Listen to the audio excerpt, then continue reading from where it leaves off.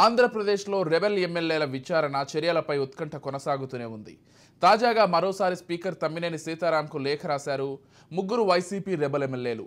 Chief whip Prasad రాజు తమకు వ్యతిరేకంగా సమర్పించిన ఆధారాలు ఇండియన్ ఎవిడెన్స్ యాక్ట్ ప్రకారం చెల్లవని లేఖలో పేర్కొన్నారు. ప్రసాద్ రాజ్ సమర్పించిన వీడియోలు ఒరిజినల్ అని ఆయా సంస్థల నుండి సర్టిఫై కాపీలను తెప్పించాలని స్పీకర్కు రాసిన లేఖలో పేర్కొన్నారు. ముగ్గురు వైసీపీ రెబెల్ ఎమ్మెల్యేలు కోటంరెడ్డి శ్రీధర్ రెడ్డి, ఉండవల్లి శ్రీదేవి, మేకపాటి చంద్రశేఖర్ రెడ్డి. అయితే ఈ వైసీపీ రెబెల్ ఎమ్మెల్యేలపై లేఖపై స్పందించిన చీఫ్ విప్ ప్రసాద్ రాజు రెబెల్ ఎమ్మెల్యేలు ఉద్దేశపూర్వకంగానే కాలయాపన చేస్తున్నారని ఆరోపించారు.